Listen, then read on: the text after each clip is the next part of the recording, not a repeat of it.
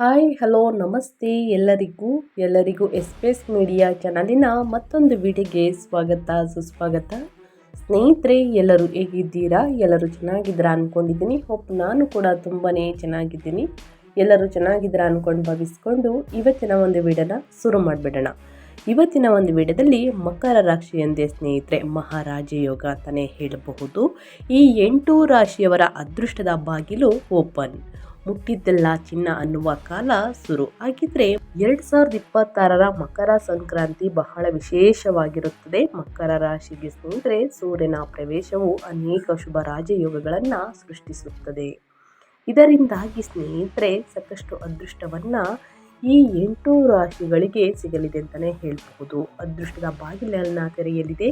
ಸರ್ಕಾರಿ ಉದ್ಯೋಗಗಳಿಂದ ಹಿಡಿದು ವ್ಯಾಪಾರದಲ್ಲಿ ದೊಡ್ಡ ಲಾಭಗಳನ್ನು ಸೂಚಿಸುತ್ತದೆ. ಆ ರಾಶಿಗಳು ಯಾವ್ಯಾವುದು ಎಂಬುದನ್ನು ನೋಡ್ತಾ ಹೋಗೋಣ ಬನ್ನಿ. ಮಕರ ಸಂಕ್ರಾಂತಿ ಹಬ್ಬವನ್ನು ಹಿಂದೂ ಧರ್ಮದಲ್ಲಿ ಹಾಗೂ ಜ್ಯೋತಿಷ್ಯದಲ್ಲಿ ಬಹಳ ವಿಶೇಷವೆಂದು ಪರಿಗಣಿಸಲಾಗುತ್ತದೆ. ವೈದಿಕ ಜ್ಯೋತಿಷ್ಯದ ಪ್ರಕಾರ ಜನವರಿ 14ರಂದು ಸೂರ್ಯನು ಧನು ರಾಶಿಯನ್ನು ಬಿಟ್ಟು ತನ್ನ ಮಗ ಶನಿಯ ರಾಶಿಯಾದ ಮಕರ ರಾಶಿಯನ್ನು ಪ್ರವೇಶಿಸುತ್ತದೆ. ಇದು ಸೂರ್ಯ ಮತ್ತು ಶನಿಯ ಸಂಗಮದಿಂದ, ಏಕೆಂದರೆ ಮಕರ ಸಂಕ್ರಾಂತಿಯಂದು ಸೂರ್ಯನು ಶನಿಯ ರಾಶಿ ಚಕ್ರವಾದ ಮಕರ ರಾಶಿಯನ್ನು ಪ್ರವೇಶಿಸುತ್ತಾನೆ. ಇದು ದಕ್ಷಿಣದಿಂದ ಸ್ನೇಹಿತರ ಉತ್ತರಾಯಣಕ್ಕೆ ಸೂರ್ಯನ ಪರಿವರ್ತನೆಯನ್ನು ಸೂಚಿಸುತ್ತದೆ. ಈ ವರ್ಷ ಮಕರ ಸಂಕ್ರಾಂತಿಯು ಧಾರ್ಮಿಕ ಮತ್ತು ಜ್ಯೋತಿಷ್ಯ ದೃಷ್ಟಿಕೋನಗಳಿಂದ ವಿಶೇಷವಾಗಿದೆ ಅಂತಲೇ ಹೇಳಬಹುದು. ಸ್ನೇಹಿತರೆ, ಈ 8 ರಾಶಿಯವರ ಬಗ್ಗೆ ತಿಳಿಸ್ಕೊಡ್ತೀನಿ. ಏನೆಲ್ಲ ಅದೃಷ್ಟವನ್ನು ಮಕರ ಸಂಕ್ರಾಂತಿಯಿಂದ ನೋಡಲಿದ್ದೀರಿ, ಯಾವುದರ ಬಗ್ಗೆ ಎಚ್ಚರಿಕೆ ವಹಿಸಬೇಕು, ಏನೆಲ್ಲ ಅದೃಷ್ಟದ ಫಲಗಳನ್ನು ಗಳಿಸಲಿದ್ದೀರಿ, ಏನೆಲ್ಲ ಪರಿಹಾರಗಳನ್ನು ಮಾಡಬೇಕು ಅನ್ನೋದನ್ನ ಟೋಟಲ್ ಆಗಿ ಈ 8 ರಾಶಿಯವರ ಬಗ್ಗೆ ತಿಳಿಸ್ಕೊಡ್ತಾ ಹೋಗ್ತೀನಿ. ಇದನ್ನೆಲ್ಲ ಕಂಪ್ಲೀಟಾಗಿ ತಿಳ್ಕೊಬೇಕು ಅಂದರೆ ಎಲ್ಲೂ ಕೂಡ ವಿಡಿಯೋನ ಸ್ಕಿಪ್ ಮಾಡಬಾರ್ದು. ಅಂದರೆ ವಿಡಿಯೋನ ಕಟ್ ಮಾಡಿ ಓಡಿಸ್ಕೊಂಡೋಗಿ ನೋಡ್ತೀರಾ, ಇದು ಫುಲ್ ಇನ್ಫಾರ್ಮೇಷನ್ ಅರ್ಥ ಆಗಲ್ಲ. ಸೊ ಹಾಗಾಗಿ ಎಲ್ಲ ವಿಡಿಯೋದಲ್ಲೂ ತಿಳಿಸ್ತಾ ಇರ್ತೀನಿ. ಮೊದಲಿಂದ ಕೊನೆ ತನಕ ವಿಡಿಯೋನ ವಾಚ್ ಮಾಡಿ. ವಿಡಿಯೋದಲ್ಲಿ ಒಳ್ಳೆ ಮಾಹಿತಿ ಸಿಕ್ಕಿದ್ದಲ್ಲಿ ತಪ್ಪದೆ ವಿಡಿಯೋಗೊಂದು ಲೈಕ್ ಕೊಟ್ಟು, ಇನ್ನೂ ನನ್ನ ಚಾನಲ್ನ ಸಬ್ಸ್ಕ್ರೈಬ್ ಮಾಡ್ಕೊಳ್ಳೋದನ್ನೇ ನೋಡ್ತಿದ್ರೆ ಎಸ್ಪೇಸ್ ಮೀಡಿಯಾಗೆ ಸಬ್ಸ್ಕ್ರೈಬ್ ಆಗಿ ನಿಮ್ಮ ಅಭಿಪ್ರಾಯಗಳನ್ನು ಕಮೆಂಟ್ ಬಾಕ್ಸಲ್ಲಿ ತಿಳಿಸಿ. ಯಾರೆಲ್ಲ ಸಬ್ಸ್ಕ್ರೈಬ್ ಮಾಡ್ಕೊಂಡಿದ್ದೀರಾ ಅವರಿಗೆ ಥ್ಯಾಂಕ್ ಯು ಸೋ ಮಚ್ ಅಂತ ಹೇಳ್ತಾ, ಕಮೆಂಟ್ ಬಾಕ್ಸಲ್ಲಿ ಓಂ ಸೂರ್ಯದೇವಾಯ ನಮಃ ಅನ್ನೋದನ್ನ ಕಮೆಂಟ್ ಮಾಡಿ, ಓಂ ಶನೇಶ್ವರಾಯ ನಮಃ ಅನ್ನೋದನ್ನ ಕಮೆಂಟ್ ಮಾಡಿ. ಸ್ನೇಹಿತರೆ, ಶನಿದೇವರ ಅನುಗ್ರಹದಿಂದ, ಸೂರ್ಯದೇವರ ಅನುಗ್ರಹದಿಂದ ನಿಮ್ಮ ಜೀವನದಲ್ಲಿ ಒಂದು ಹೊಸ ಬೆಳಕು ಮೂಡಲಿ. ಸ್ನೇಹಿತರೆ, ಸಾಕಷ್ಟು ಅದೃಷ್ಟವನ್ನು ನೋಡಲಿ. ಅಡೆತಡೆಗಳೆಲ್ಲವೂ ಕೂಡ ಸಂಪೂರ್ಣವಾಗಿ ನಿವಾರಣೆಯಾಗಿ ಏನೂ ಸಮಸ್ಯೆ ಇಲ್ಲದೆ ಸಾಕಷ್ಟು ಅದೃಷ್ಟವನ್ನು ಗಳಿಸಿ ಮುಂದಿನ ದಿನಗಳಲ್ಲಿ ಅಂತ ಹೇಳ್ತಾ ವಿಡಿಯೋದ ಕಡೆ ಗಮನ ಕೊಟ್ಬಿಡೋಣ. ಮಕರ ರಾಶಿಯಲ್ಲಿ ಸೂರ್ಯನ ಆಗಮನವು ಕೆಲವು ರಾಶಿ ಚಕ್ರ ಚಿಹ್ನೆಗಳಿಗೆ ಅದೃಷ್ಟವನ್ನು ತರಬಹುದು. ಪ್ರಸ್ತುತ ಶನಿ ಮೀನ ರಾಶಿಯಲ್ಲಿ ಇದ್ದಾರೆ. ಸೂರ್ಯ ಮತ್ತು ಶನಿಯು ಈ ವಿಶೇಷ ಸಂಯೋಜನೆಯು ಕೆಲವು ರಾಶಿಗಳಿಗೆ ಅದೃಷ್ಟವನ್ನು ತರಬಹುದು. ವೃತ್ತಿ, ಸಂಪತ್ತು ಮತ್ತು ಗೌರವದಲ್ಲಿ ಗಮನಾರ್ಹ ಲಾಭದ ಸಾಧ್ಯತೆಗಳಿವೆ. ಆದ್ದರಿಂದ ಸೂರ್ಯ ಮಕರ ರಾಶಿಯನ್ನು ಪ್ರವೇಶಿಸಿದಾಗ ಅದು ಕತ್ತಲೆಯಿಂದ ಬೆಳಕಿನ ಕಡೆಗೆ ಪರಿವರ್ತನೆಯನ್ನು ಸಂಕೇತಿಸುತ್ತದೆ. ಹೀಗಾಗಿ ಮಕರ ಸಂಕ್ರಾಂತಿಯಂದು ರೂಪುಗೊಳ್ಳುವಂತಹ ಸರ್ವಾರ್ಥ ಸಿದ್ಧಿ ಯೋಗ, ಗಜಕೇಸರಿ ಯೋಗ, ಮಹಾ ಅಮೃತ ಸಿದ್ಧಿ ಯೋಗಗಳಿಂದ ಯಾವ ರಾಶಿಗಳು ತಮ್ಮ ಅದೃಷ್ಟವನ್ನು ಒಳೆಯುವುದನ್ನು ನೋಡಬಹುದು ಎಂಬುದನ್ನು ತಿಳಿದುಕೊಳ್ಳುವ ಕುತೂಹಲ ಇದ್ದರೆ ಎಲ್ಲೂ ಕೂಡ ಸ್ಕಿಪ್ ಮಾಡದೇ ಮೊದಲಿಂದ ಕೊನೆ ತನಕ ವಾಚ್ ಮಾಡಿ. ಈ ಅದೃಷ್ಟ ರಾಶಿ ನಿಮ್ಮ ಕುಟುಂಬದಲ್ಲಿ ಮತ್ತು ನಿಮ್ಮ ಸ್ನೇಹಿತರಲ್ಲಿ ಇದ್ದರೆ ತಪ್ಪದೆ ಅವ್ರಿಗೂ ಕೂಡ ವಿಡಿಯೋವನ್ನು ಶೇರ್ ಮಾಡಿ. ನಿಮ್ಮ ಕಡೆಯಿಂದ ಅದೃಷ್ಟ ಭವಿಷ್ಯವನ್ನು ತಿಳ್ಕೊಂಡಂಗಾಗುತ್ತೆ. 23 ವರ್ಷಗಳ ನಂತರ ಮಕರ ಸಂಕ್ರಾಂತಿ ಎಂದೇ ಏಕಾದಶಿ ಆಚರಣೆಯನ್ನು ಮಾಡಲಾಗುತ್ತದೆ. ಜನವರಿ 14ರಂದು ಮಕರ ಸಂಕ್ರಾಂತಿಯು 23 ವರ್ಷಗಳ ನಂತರ ಏಕಾದಶಿಯ ಸಂಯೋಗವನ್ನು ಸೂಚಿಸುತ್ತದೆ. ಹಿಂದೆ ಮಕರ ಸಂಕ್ರಾಂತಿ ಮತ್ತು ಏಕಾದಶಿ 2003ರಲ್ಲಿ ಒದಗಿ ಬಂದಿತ್ತು. ಸ್ನೇಹಿತರೆ, ಈ ವರ್ಷ ಮಾರ್ಗಶೀರ್ಷ ಮಾಸದ ಶುಕ್ಲ ಪಕ್ಷದ ಏಕಾದಶಿ ಷಟ್ತಿಲಾ ಏಕಾದಶಿ ಮಕರ ಸಂಕ್ರಾಂತಿಯಂದು ಬರುತ್ತದೆ. ಇದರ ಜೊತೆಗೆ ಈ ದಿನದಂದೇ ಸರ್ವಾರ್ಥ ಸಿದ್ಧಿ ಯೋಗ, ಗಜಕೇಸರಿ ಯೋಗ, ಅಮೃತ ಸಿದ್ಧಿ ಯೋಗಗಳು ರೂಪುಗೊಳ್ಳುತ್ತಿವೆ. ಸ್ನೇಹಿತರೆ, ಹಾಗಿದ್ರೆ ಯಾವ ರಾಶಿಯವರು ಏನೆಲ್ಲ ಅದೃಷ್ಟವನ್ನು ನೋಡಲಿದ್ದೀರಿ ಅನ್ನೋದನ್ನ ನೋಡ್ತಾ ಹೋಗೋಣ. ಮಕರ ಸಂಕ್ರಾಂತಿ ಎಂದು ಸ್ನೇಹಿತರೆ ಕೋಡಿಶ್ರೀಗಳು ನುಡಿದಿರುವಂತಹ ಸ್ಫೋಟಕ ಭವಿಷ್ಯದ ಪ್ರಕಾರ ಮೇಷರಾಶಿಯವರಿಗೆ ಗ್ರಹಗಳ ರಾಜನಾದ ಸೂರ್ಯ 10ನೇ ಮನೆಯಲ್ಲಿ ಇರುತ್ತಾರೆ. ಸೂರ್ಯನು ಕಾರ್ಯ ಮನೆಯಲ್ಲಿ ಇರುವುದರಿಂದ ಮೇಷರಾಶಿಯ ಜನರು ತಮ್ಮ ವೃತ್ತಿ ಜೀವನದಲ್ಲಿ ಗಮನಾರ್ಹವಾಗಿ ಲಾಭ ಪಡೆಯಬಹುದು. ನಿಮ್ಮ ಕೆಲಸವನ್ನು ಪ್ರಶಂಸಿಸಲಾಗುತ್ತದೆ. ಇದಲ್ಲದೆ ಬಡ್ತಿ ಮತ್ತು ಸಂಬಳ ಹೆಚ್ಚಳದ ಬಲವಾದ ಸಾಧ್ಯತೆಗಳಿವೆ. ಹೊಸ ಉದ್ಯೋಗಕ್ಕಾಗಿ ನಿಮ್ಮ ಹುಡುಕಾಟವು ಯಶಸ್ವಿಯಾಗಬಹುದು. ಸರ್ಕಾರಿ ವಲಯದಲ್ಲಿರುವವರು ಸಹ ಗಮನಾರ್ಹವಾಗಿ ಲಾಭ ಪಡೆಯಬಹುದು. ವ್ಯವಹಾರದಲ್ಲಿಯೂ ಕೂಡ ಸಹ ಗಮನಾರ್ಹ ಲಾಭವನ್ನು ಪಡೆಯಬಹುದು. ವ್ಯವಹಾರದಲ್ಲಿ ತೊಡಗಿರುವವರು ಸಹ ಗಮನಾರ್ಹ ಲಾಭವನ್ನು ನೋಡಬಹುದು. ನಿಮ್ಮ ಪ್ರತಿಸ್ಪರ್ಧಿಗಳಿಗೆ ನೀವು ಕಠಿಣ ಹೋರಾಟವನ್ನು ನೀಡುತ್ತಿರುವುದನ್ನು ಕಾಣಬಹುದು. ನೀವು ನಿಮ್ಮ ಸಂಗಾತಿಯೊಂದಿಗೆ ಗುಣಮಟ್ಟದ ಸಮಯವನ್ನು ಕಳೆಯಲಿದ್ದೀರಿ. ನಿಮ್ಮ ಆರೋಗ್ಯವು ಉತ್ತಮವಾಗಿರುತ್ತದೆ. ಮುಂದಿನ ದಿನಗಳಲ್ಲಿ ಸಾಕಷ್ಟು ಅದೃಷ್ಟವನ್ನು ನೋಡಲಿದ್ದೀರಿ. ನಿಮ್ಮ ಆಸೆಗಳೆಲ್ಲವೂ ಕೂಡ ಅಪೂರ್ಣಗೊಂಡಿದ್ದಂತಹ ಆಸೆಗಳೆಲ್ಲವೂ ಈ ಸಮಯದಲ್ಲಿ ಪೂರ್ಣಗೊಳ್ಳಲಿದೆ ಸ್ನೇಹಿತರೆ. ಆಸ್ತಿ, ಮನೆ, ಪ್ರಾಪರ್ಟಿ, ವಾಹನವನ್ನು ಖರೀದಿ ಮಾಡಬೇಕು ಅಂದರೆ ಸ್ನೇಹಿತರೆ ಖರೀದಿ ಮಾಡ್ಬೋದು. ದಿನಗಳು ತುಂಬ ಉತ್ತಮವಾಗಿದೆ ಮೇಷರಾಶಿಯವರಿಗೆ ಅಂತ ಹೇಳ್ತಾ, ಇನ್ನು ಮುಂದಿನ ರಾಶಿಯವರ ಬಗ್ಗೆ ಹೇಳೋದಾದರೆ ಮಕರ ರಾಶಿಯವರಿಗೆ ಸೂರ್ಯನು ನಿಮ್ಮ ರಾಶಿ ಚಕ್ರದ ಲಗ್ನದ ಮನೆಗೆ ಪ್ರವೇಶಿಸುತ್ತಿದ್ದಾನೆ. ಪರಿಣಾಮವಾಗಿ ಈ ರಾಶಿಯಲ್ಲಿ ಜನಿಸಿದವರಿಗೆ ಅದೃಷ್ಟ ಅನುಕೂಲಕರವಾಗಬಹುದು. ಅವರು ಸಾಮಾಜಿಕ ಸ್ಥಾನಮಾನವು ವೇಗವಾಗಿ ಹೆಚ್ಚಾಗಬಹುದು. ರಾಜಕೀಯ ಮತ್ತು ಆಡಳಿತಾತ್ಮಕ ಸೇವೆಗಳಲ್ಲಿ ತೊಡಗಿರುವವರು ಸಹ ಗಮನಾರ್ಹವಾಗಿ ಪ್ರಯೋಜನವನ್ನು ಪಡೆಯಬಹುದು. ಆತ್ಮವಿಶ್ವಾಸವು ವೇಗವಾಗಿ ಹೆಚ್ಚಾಗಬಹುದು. ನಿಮ್ಮ ಆರೋಗ್ಯವು ಸುಧಾರಿಸುತ್ತದೆ. ನೀವು ಚೈತನ್ಯಶೀಲರಾಗುತ್ತೀರಿ ಸ್ನೇಹಿತರೆ. ಈ ರಾಶಿ ಚಕ್ರದ ಜನರಿಗೆ ಸ್ಥಳೀಯರಿಗೆ ಮಕರ ಸಂಕ್ರಾಂತಿ ಬಹಳ ವಿಶೇಷವಾಗಿರುತ್ತದೆ. ನಿಮ್ಮ ಸಂಚಾರ ಜಾತಕದಲ್ಲೂ ಕೂಡ ಸೂರ್ಯನು ಸಾಗುತ್ತಾನೆ. ಪರಿಣಾಮವಾಗಿ ಈ ರಾಶಿ ಚಕ್ರದ ಸ್ಥಳೀಯರು ಕ್ರಮೇಣ ಪ್ರತಿಯೊಂದು ಕ್ಷೇತ್ರದಲ್ಲೂ ಯಶಸ್ಸನ್ನು ಸಾಧಿಸಬಹುದು. ಅವರು ತಮ್ಮ ಶತ್ರುಗಳ ಮೇಲೆ ಜಯವನ್ನು ಗಳಿಸಬಹುದು. ಇದಲ್ಲದೆ ಬಾಕಿ ಇರುವ ಯಾವುದೇ ಕಾನೂನು ಅಥವಾ ನ್ಯಾಯಾಲಯದ ಪ್ರಕರಣವು ನಿಮ್ಮ ಪರವಾಗಿ ನಿರ್ಧರಿಸಲ್ಪಡಬಹುದು. ನಿಮ್ಮ ಆರ್ಥಿಕ ಪರಿಸ್ಥಿತಿ ಸುಧಾರಿಸುತ್ತದೆ. ಭವಿಷ್ಯಕ್ಕಾಗಿ ನೀವು ಉಳಿತಾಯ ಮಾಡಲು ಸಾಧ್ಯವಾಗಬಹುದು ಸ್ನೇಹಿತರೆ. ಇನ್ನು ಮುಂದಿನ ರಾಶಿಯವರ ಬಗ್ಗೆ ಹೇಳೋದಾದರೆ ಧನು ರಾಶಿಯವರು ಏನೆಲ್ಲ ಅದೃಷ್ಟದ ಫಲಗಳನ್ನು ಗಳಿಸಲಿದ್ದೀರಿ, ಯಾವುದರ ಬಗ್ಗೆ ಎಚ್ಚರಿಕೆ ವಹಿಸಬೇಕು ಅನ್ನೋದನ್ನ ನೋಡ್ತಾ ಹೋಗೋಣ. ಧನು ರಾಶಿಯ ಜನರು ವೃತ್ತಿ ಜೀವನದ ಪ್ರಗತಿಗೆ ಅವಕಾಶಗಳನ್ನು ಪಡೆಯುತ್ತಾರೆ. ಮಕರ ಸಂಕ್ರಾಂತಿ ಹಬ್ಬವು ನಿಮ್ಮ ಭೌತಿಕ ಸೌಕರ್ಯಗಳನ್ನು ಹೆಚ್ಚಿಸುತ್ತದೆ. ಪ್ರಭಾವಿ ವ್ಯಕ್ತಿಯ ಸಹಾಯದಿಂದ ನೀವು ರಾಜಕೀಯದಲ್ಲಿ ವಿಶ್ವಾಸಾರ್ಹತೆಯನ್ನು ಪಡೆಯುತ್ತೀರಿ. ಜನರು ನಿಮ್ಮ ಕೆಲಸವನ್ನು ಮೆಚ್ಚುತ್ತಾರೆ. ನೀವು ಶನಿಯ ಆಶೀರ್ವಾದವನ್ನು ಪಡೆಯುತ್ತೀರಿ. ನೀವು ಸ್ವಲ್ಪ ಸಮಯದಿಂದ ಅನುಭವಿಸುತ್ತಿರುವ ಮಾನಸಿಕ ಒತ್ತಡದಿಂದ ನೀವು ಪರಿಹಾರವನ್ನು ಕಾಣಬಹುದು ಸ್ನೇಹಿತರೆ. ನಿಮ್ಮ ವ್ಯಾಪಾರ ವ್ಯವಹಾರವು ಸುಧಾರಿಸುತ್ತದೆ. ವಾಹನ ಆಸ್ತಿಯನ್ನು ಖರೀದಿಸುವಂತಹ ಸಾಧ್ಯತೆ ಉಂಟು.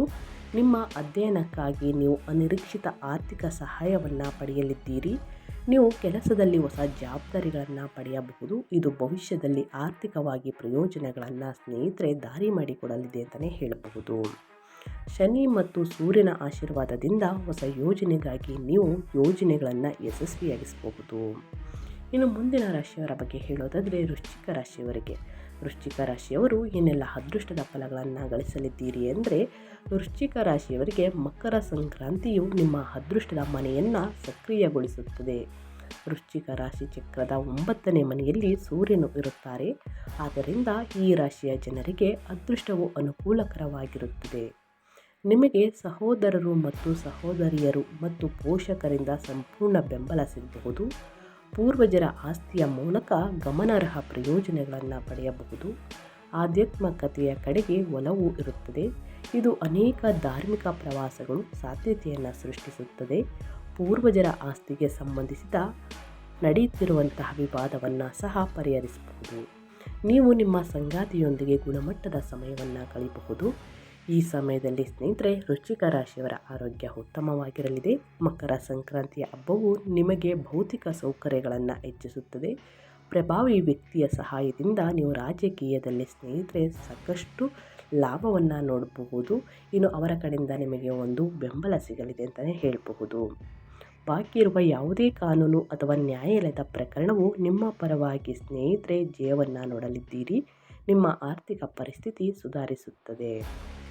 ಮುಂದಿನ ರಾಶಿಯವರ ಬಗ್ಗೆ ಹೇಳೋದಾದರೆ ವೃಷಭ ರಾಶಿಯವರು ಏನೆಲ್ಲ ಅದೃಷ್ಟದ ಫಲಗಳನ್ನು ಗಳಿಸಲಿದ್ದೀರಿ ಅಂದರೆ, ಶನಿದೇವರ ಕೃಪೆ ಸ್ನೇಹಿತರೆ ನಿಮ್ಮ ಮೇಲಿರಲಿದೆ. 10ನೇ ಮನೆಯಲ್ಲಿ ಸಾಗುತ್ತಿರುವುದರಿಂದ ನಿಮಗೆ ತುಂಬ ಒಳ್ಳೆಯದಾಗಲಿದೆ. ವೃಷಭ ರಾಶಿಯ ಜನರು ಈ ಸಂದರ್ಭದಲ್ಲಿ ಅನಿರೀಕ್ಷಿತ ಆರ್ಥಿಕ ಲಾಭಗಳನ್ನು ಪಡೆಯಬಹುದು. ಇದರೊಂದಿಗೆ ನೀವು ವಿವಿಧ ರೀತಿಯಲ್ಲಿ ಹಣವನ್ನು ಗಳಿಸಬಹುದು. ಸಮಾಜದಲ್ಲಿ ನಿಮ್ಮ ಗೌರವ ಕೂಡ ಹೆಚ್ಚಾಗಬಹುದು. ಮಕರ ಸಂಕ್ರಾಂತಿಯ ದಿನದಿಂದ ಸಮಾಜದಲ್ಲಿ ಎಲ್ಲರ ಕಣ್ಣು ನಿಮ್ಮ ಮೇಲೆ ಬರಬಹುದು. ಇದರೊಂದಿಗೆ ನೀವು ವೃತ್ತಿ ಕ್ಷೇತ್ರದಲ್ಲಿಯೂ ಕೂಡ ಸಾಕಷ್ಟು ಪ್ರಯೋಜನಗಳನ್ನು ಸಹ ಪಡೆಯಬಹುದು.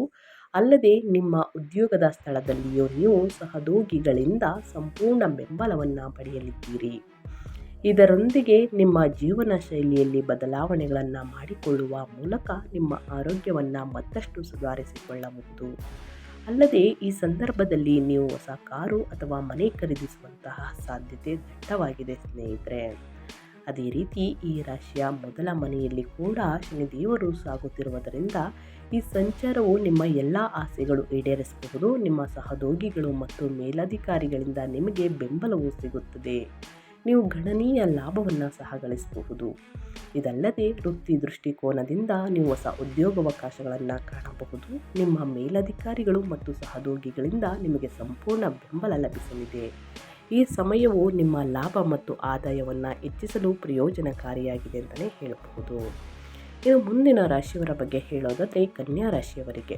ಕನ್ಯಾ ರಾಶಿಯವರಿಗೆ ಸೂರ್ಯ ಶನಿಯ ಸಂಚಾರದಿಂದ ಸ್ನೇಹಿತರೆ ಸಾಕಷ್ಟು ಬದಲಾವಣೆಯನ್ನು ನೋಡಲಿದ್ದೀರಿ. ಮಕರ ಸಂಕ್ರಾಂತಿಯ ದಿನದಿಂದ ಸ್ನೇಹಿತರೆ ಸಟಿತಲ ಏಕಾದಶಿಯ ದಿನ ಕೂಡ ಇದೆ. ಈ ಕಾರಣದಿಂದ ಕನ್ಯಾ ರಾಶಿಗೆ ಶುಕ್ರನು 7ನೇ ಮನೆಯಲ್ಲಿ ಸಾಗುತ್ತಿದ್ದಾರೆ. ಶನಿ, ಶುಕ್ರ ಮತ್ತು ಸ್ನೇಹಿತರೆ ಸೂರ್ಯನ ಸಂಚಾರದಿಂದ ಸಾಕಷ್ಟು ಅದೃಷ್ಟವನ್ನು ಕನ್ಯಾ ರಾಶಿಯವರು ನೋಡಲಿದ್ದೀರಿ. ಪ್ರಯಾಣಿಸುವ ಅವಕಾಶವನ್ನು ಒದಗಿಸುತ್ತದೆ. ಇದರಿಂದ ಲಾಭ ಕೂಡ ಉಂಟು ಕನ್ಯಾ ರಾಶಿಯವರಿಗೆ. ಈ ಅವಧಿಯಲ್ಲಿ ನೀವು ಹಲವಾರು ಪ್ರವಾಸಗಳನ್ನು ಕೈಗೊಳ್ಳಬಹುದು. ನಿಮ್ಮ ಸೌಕರ್ಯಗಳು ಮತ್ತು ಐಷಾರಾಮಿಗಳಲ್ಲಿ ಹೆಚ್ಚಳದ ಸಾಧ್ಯತೆಗಳು ಕೂಡ ಇವೆ. ನೀವು ಉತ್ತಮ ವೃತ್ತಿ ಜೀವನದ ಬೆಳವಣಿಗೆಯನ್ನು ಅನುಭವಿಸಬಹುದು. ಉದ್ಯೋಗಗಳನ್ನು ಹುಡುಕುತ್ತಿರುವವರು ಹೊಸ ಅವಕಾಶಗಳನ್ನು ಕಂಡುಕೊಳ್ಳಬಹುದು. ಉದ್ಯಮಿಗಳು ಹೊಸ ಒಪ್ಪಂದಗಳಿಗೆ ಸಹಿ ಹಾಕಬಹುದು. ಈ ಅವಧಿಯಲ್ಲಿ ನೀವು ಹೆಚ್ಚಿನ ಲಾಭವನ್ನು ನೋಡಬಹುದು. ನಿಮಗೆ ಮೊದಲಿಗಿಂತ ಹೆಚ್ಚಿನ ಕೆಲಸದ ಹೊರೆ ಇರುತ್ತದೆ ಅಂತಲೇ ಹೇಳಬಹುದು ಸ್ನೇಹಿತರೆ. ಇನ್ನು ಮುಂದಿನ ರಾಶಿಯವರ ಬಗ್ಗೆ ಹೇಳೋದಾದರೆ ಮುಂದಿನ ರಾಶಿ ಬಂದು ಮೀನರಾಶಿಯವರಿಗೆ ಸ್ನೇಹಿತರೆ ಶನಿದೇವರ ಕೃಪೆಯಿಂದ ಸೂರ್ಯದೇವರ ಕೃಪೆಯಿಂದ ನಿಮ್ಮ 9ನೇ ಮನೆಯಲ್ಲಿ ಸಾಗುತ್ತಿದ್ದಾರೆ. ಅದೃಷ್ಟವು ನಿಮ್ಮ ಕಡೆ ಇರುತ್ತದೆ. ಭರ್ಜರಿ ಅದೃಷ್ಟ ಕುಲಾಯಿಸಲಿದೆ. ಈ ರಾಶಿಯ ಜನರು ಪ್ರತಿಯೊಂದು ಕ್ಷೇತ್ರದಲ್ಲೂ ಅಪಾರ ಯಶಸ್ಸನ್ನು ಸಾಧಿಸಬಹುದು. ನೀವು ವಿದೇಶ ಪ್ರವಾಸಕ್ಕೆ ಹೋಗುವ ಅನೇಕ ಅವಕಾಶಗಳನ್ನು ಈ ಸಂದರ್ಭದಲ್ಲಿ ಪಡೆಯಬಹುದು. ಇದರೊಂದಿಗೆ ಯಾರಾದರೂ ಪ್ರೀತಿಯಲ್ಲಿ ಇದ್ದರೆ ಅಥವಾ ಮದುವೆ ಬಗ್ಗೆ ಯೋಚಿಸುತ್ತಿದ್ದರೆ ಅದರಲ್ಲಿ ಯಶಸ್ಸು ಕೂಡ ಪಡೆಯಲಿದ್ದೀರಿ. ಆಧ್ಯಾತ್ಮಿಕತೆಗೆ ಒಲವು ತೋರುತ್ತೀರಿ. ಅಂತಹ ಪರಿಸ್ಥಿತಿಯಲ್ಲಿ ನೀವು ಅನೇಕ ಯಾತ್ರಾ ಸ್ಥಳಗಳಿಗೆ ಭೇಟಿ ನೀಡಬಹುದು. ದಾನ ಧರ್ಮವನ್ನು ಮಾಡುವ ಸಾಧ್ಯತೆಗಳು ಕೂಡ ಇದೆ. ಇದರೊಂದಿಗೆ ಸಹೋದರ ಸಹೋದರಿಯರೊಂದಿಗೆ ಉತ್ತಮ ಬಾಂಧವ್ಯ ಸಾಧಿಸಲಿದ್ದೀರಿ ಅಂತಲೇ ಹೇಳ್ಬೋದು ಸ್ನೇಹಿತರೆ. ಇನ್ನು ಮುಂದಿನ ರಾಶಿಯವರ ಬಗ್ಗೆ ಹೇಳೋದಾದರೆ ಸಿಂಹರಾಶಿಯವರು ಏನೆಲ್ಲ ಅದೃಷ್ಟದ ಫಲಗಳನ್ನು ಗಳಿಸಲಿದ್ದೀರಿ, ಯಾವುದರ ಬಗ್ಗೆ ಎಚ್ಚರಿಕೆ ವಹಿಸಬೇಕು ಅನ್ನೋದನ್ನ ನೋಡ್ತಾ ಹೋಗೋಣ. ಶನಿದೇವರ ಕೃಪೆಯಿಂದ ಸ್ನೇಹಿತರೆ ಸಾಕಷ್ಟು ಅದೃಷ್ಟವನ್ನು ನೋಡಲಿದ್ದೀರಿ. ಇದ್ದ ಅಡೆತಡೆಗಳೆಲ್ಲವೂ ಸಂಪೂರ್ಣವಾಗಿ ಸಿಂಹರಾಶಿಯವರಿಗೆ ನಿವಾರಣೆಯಾಗಲಿದೆ. ನಿಮ್ಮ ರಾಶಿಯಿಂದ 5ನೇ ಮನೆಯಲ್ಲಿ ಸಾಗುತ್ತಿದ್ದಾರೆ. ಇದು ವ್ಯವಹಾರದ ಲಾಭಗಳು ಮತ್ತು ಹೊಸ ಅವಕಾಶಗಳಿಂದ ತೃಪ್ತಿಯನ್ನು ತರಬಹುದು. ಆರ್ಥಿಕವಾಗಿ ಈ ಸಂಚಾರದ ಸಮಯದಲ್ಲಿ ನೀವು ಹೆಚ್ಚಿನ ಹಣವನ್ನು ಸಂಗ್ರಹಿಸಬಹುದು ಮತ್ತು ಉತ್ತಮ ಅವಕಾಶಗಳನ್ನು ಪಡೆಯಬಹುದು. ಹೂಡಿಕೆಗಳಿಗೆ ಸಂಬಂಧಿಸಿದ ಕೆಲಸಗಳಲ್ಲಿ ತೊಡಗಿರುವವರು ಉತ್ತಮ ಲಾಭಗಳನ್ನು ಪಡೆಯಬಹುದು. ನಿಮ್ಮ ಪ್ರೀತಿ ಪಾತ್ರರೊಂದಿಗಿನ ಸಂಬಂಧಗಳು ಮೊದಲಿಗಿಂತ ಹೆಚ್ಚು ಉತ್ತಮವಾಗಿರುತ್ತದೆ. ಆರೋಗ್ಯದ ದೃಷ್ಟಿಯಿಂದ ನಿಮ್ಮ ಆರೋಗ್ಯವು ಮೊದಲಿಗಿಂತ ಹೆಚ್ಚು ಉತ್ತಮವಾಗಿರುತ್ತದೆ. ನಿಮ್ಮ ತ್ರಾಣ ಮತ್ತು ರೋಗ ನಿರೋಧಕ ಶಕ್ತಿ ಮೊದಲಿಗಿಂತ ಹೆಚ್ಚು ಉತ್ತಮವಾಗಿರಲಿದೆ ಅಂತಲೇ ಹೇಳಬಹುದು. ಹಾಗಾಗಿ ಕೂಡ ಸಾಕಷ್ಟು ಅದೃಷ್ಟವನ್ನು ಸಿಂಹರಾಶಿಯವರು ಕೂಡ ನೋಡಲಿದ್ದೀರಿ ಅಂತ ಹೇಳ್ತಾ ಇನ್ನು ಮುಂದಿನ ರಾಶಿ ಬಂದು ಕಟಕ ರಾಶಿಯವರಿಗೆ 7ನೇ ಮನೆಯಲ್ಲಿ ಸಾಗುತ್ತಿದ್ದಾರೆ ಶನಿದೇವರು. ಈ ಶುಕ್ರ ಸಂಚಾರವೂ ಕೂಡ ಇದೆ. ಕಟಕ ರಾಶಿಯವರಿಗೆ ಪ್ರಯಾಣಿಸುವ ಅವಕಾಶವನ್ನು ಒದಗಿಸುತ್ತದೆ. ಈ ಅವಧಿಯಲ್ಲಿ ನೀವು ಹಲವಾರು ಪ್ರವಾಸಗಳನ್ನು ಕೈಗೊಳ್ಳಬಹುದು. ನಿಮ್ಮ ಸೌಕರ್ಯಗಳು ಮತ್ತು ಐಷಾರಾಮಿಗಳಲ್ಲಿ ಹೆಚ್ಚಳದ ಸಾಧ್ಯತೆಗಳು ಕೂಡ ಇವೆ ಸ್ನೇಹಿತರೆ. ಸಾಕಷ್ಟು ಅದೃಷ್ಟದ ಫಲಗಳನ್ನು ಗಳಿಸಲಿದ್ದೀರಿ. ಅನಗತ್ಯ ಖರ್ಚುಗಳಿಂದ ಆದಷ್ಟು ದೂರವಿರಬೇಕಾಗುತ್ತದೆ. ಮಕರ ಸಂಕ್ರಾಂತಿಯ ದಿನ ನಿಮ್ಮ ಸಹೋದ್ಯೋಗಿಗಳು ಮತ್ತು ಮೇಲಧಿಕಾರಿಗಳಿಂದ ನಿಮಗೆ ಬೆಂಬಲ ಸಿಗಲಿದೆ. ನೀವು ಗಣನೀಯ ಲಾಭವನ್ನು ಸಹ ಗಳಿಸಬಹುದು. ವೃತ್ತಿ ದೃಷ್ಟಿಕೋನದಿಂದ ನೀವು ಹೊಸ ಉದ್ಯೋಗಾವಕಾಶವನ್ನು ಕಾಣಬಹುದು. ನಿಮ್ಮ ಮೇಲಧಿಕಾರಿಗಳು ಮತ್ತು ಸಹೋದ್ಯೋಗಿಗಳಿಂದ ನಿಮಗೆ ಸಂಪೂರ್ಣ ಬೆಂಬಲ ಸಿಗಲಿದೆ. ಈ ಸಮಯವು ನಿಮ್ಮ ಲಾಭ ಮತ್ತು ಆದಾಯವನ್ನು ಹೆಚ್ಚಿಸಲು ಪ್ರಯೋಜನಕಾರಿಯಾಗಿದೆ. ನೀವು ಗಳಿಸಲು ಹೆಚ್ಚಿನ ಅವಕಾಶಗಳನ್ನು ಹೊಂದಿರುತ್ತೀರಿ. ಈ ಅವಧಿಯಲ್ಲಿ ನೀವು ಮೊದಲಿಗಿಂತ ಹೆಚ್ಚಿದ್ದನ್ನು ಉಳಿಸಲು ಸಾಧ್ಯವಾಗುತ್ತದೆ ಅಂತಲೇ ಹೇಳ್ಬೋದು. ಗ್ರಹಗಳ ಸಂಚಾರದಿಂದ ಸಾಕಷ್ಟು ಅದೃಷ್ಟವನ್ನು ನೋಡಲಿದ್ದೀರಿ. ಗ್ರಹಗಳ ಸಂಚಾರ, ಗ್ರಹಗಳ ಸ್ಥಾನ ಬದಲಾವಣೆಯಿಂದ ತಪ್ಪದೆ ಸ್ನೇಹಿತರೆ, ಬಡವರಿಗೆ, ನಿರ್ಗತಿಕರಿಗೆ ನಿಮ್ಮ ಕೈಯಲ್ಲಾದಷ್ಟು ಹಣ ಸಹಾಯವನ್ನು ಮಾಡಿ ಮಕರ ಸಂಕ್ರಾಂತಿಯಿಂದ ಸಾಕಷ್ಟು ಅದೃಷ್ಟದ ಫಲಗಳನ್ನು ಗಳಿಸಲಿದ್ದೀರಿ ಅಂತ ಹೇಳ್ತಾ ನಾನು ವಿಡಿಯೋನ ಎಂಡ್ ಮಾಡ್ತಾ ಇದ್ದೀನಿ. ಇವತ್ತಿನ ಒಂದು ವಿಡಿಯೋದಲ್ಲಿ ಸಂಪೂರ್ಣ ಮಾಹಿತಿ ಸಿಕ್ಕಿದ್ದಲ್ಲಿ, ಈ ವಿಡಿಯೋ ಯೂಸ್ಫುಲ್ ಅನಿಸಿದ್ದಲ್ಲಿ ವಿಡಿಯೋಗೆ ಲೈಕ್ ಮಾಡಿ, ಕಮೆಂಟ್ ಮಾಡಿ, ನಿಮ್ಮ ಅಭಿಪ್ರಾಯವನ್ನು ತಿಳಿಸಿ ಅಂತ ಹೇಳ್ತಾ, ನಿಮಗೂ ಮತ್ತು ನಿಮ್ಮ ಕುಟುಂಬಕ್ಕೆ ತುಂಬಾ ಒಳ್ಳೆಯದಾಗಲಿ, ಶನಿದೇವರ ಆಶೀರ್ವಾದ, ಸೂರ್ಯದೇವರ ಆಶೀರ್ವಾದ ಸಿಗಲಿ ಅಂತ ಹೇಳ್ತಾ ಮತ್ತೊಂದು ವಿಡಿಯೋ ಜೊತೆ ಮತ್ತೊಂದು ಹೊಸ ಭವಿಷ್ಯದ ಜೊತೆಗೆ ಸಿಗ್ತೀನಿ. Thank you for watching.